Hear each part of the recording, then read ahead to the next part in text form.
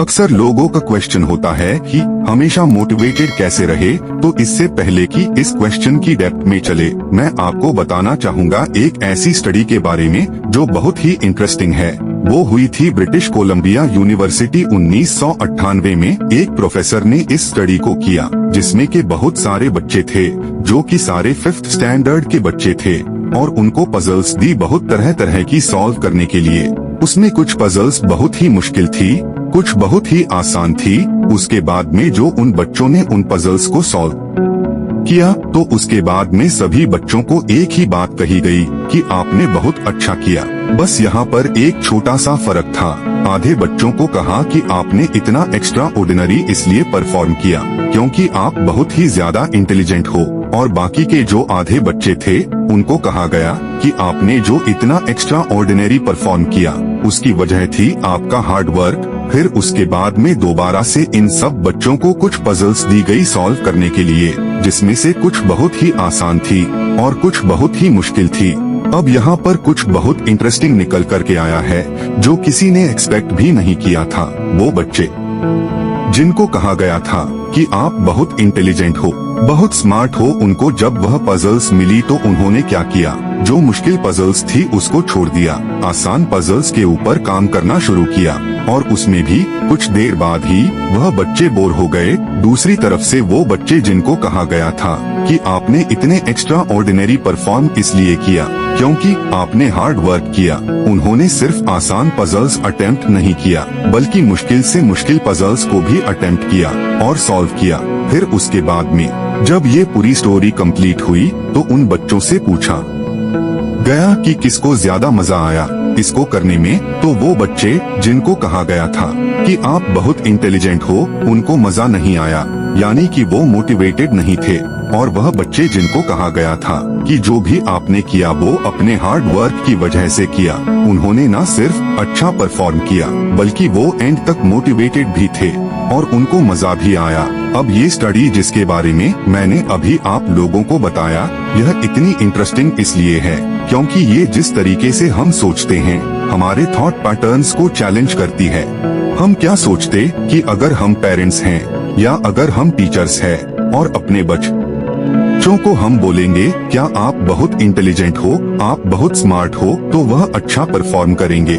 लेकिन इस स्टडी में एग्जैक्ट उसका अपोजिट निकल कर आया है। तो इस स्टडी में जो फैक्ट्स रिवील हुए उसको समझने के लिए हमको एक कॉन्सेप्ट को समझना पड़ेगा, जिस कॉन्सेप्ट को कहा जाता है लुक अस ऑफ कंट्रोल।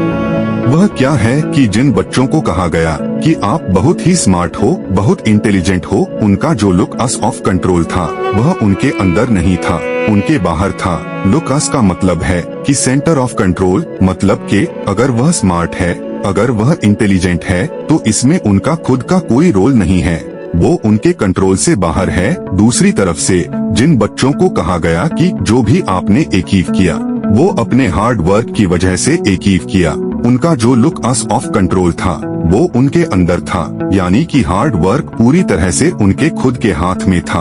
क्या अब उनके ऊपर है कि वह कितना हार्ड वर्क करते हैं।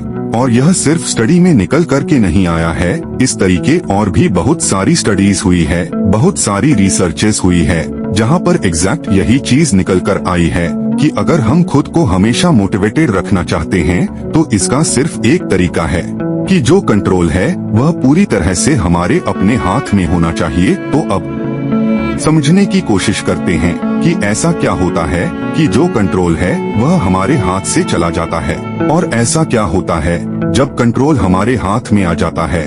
जब भी हम एक्सटर्नल फैक्टर्स की बात करते हैं कि मैं यह नहीं कर पा रहा इस वजह से, उस वजह से, जो कि मेरे कंट्रोल से बाहर है, तो हमारे हाथ से कंट्रोल चला जाता है।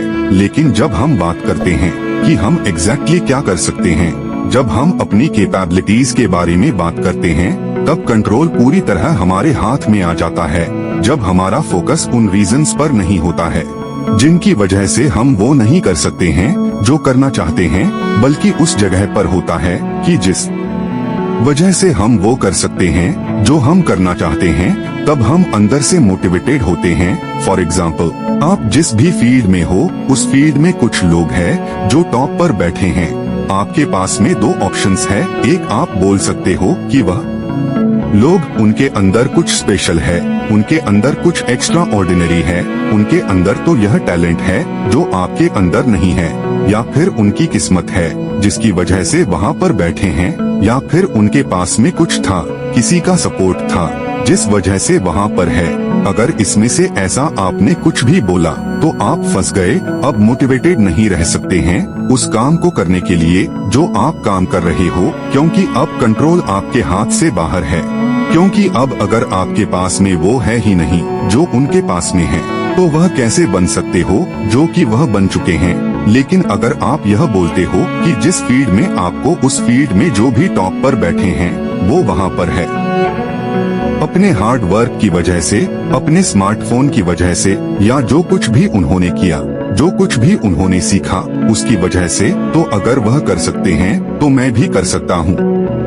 उन्होंने भी मेरी ही तरह एक ना एक दिन कहीं न कहीं से शुरुआत करी थी, जहाँ से कि आज मैं शुरुआत कर रहा हूँ। तो मुझ में और उनमें अगर कोई फर्क है तो वो सिर्फ एक है, वो है टाइम का, कि आने वाले 10 साल बाद या 20 साल बाद मैं भी उनकी जगह पर हो सकता हूँ या उनसे भी आगे हो सकता हूँ। जहाँ पर आज वो है, तो अब कंट्रोल पूरी तरह से आपके हाथ में है। तो हमारे पास में हमेशा ही दो ऑप्शंस होते हैं, एक कि हम कंट्रोल को अपने हाथ से छोड़ दें, और दूसरा कि कंट्रोल हम पूरी तरीके से अपने हाथ में ले लें। एक ही कंट्रोल हमारा बाहर हो, एक हाई कंट्रोल हमारा अंदर हो।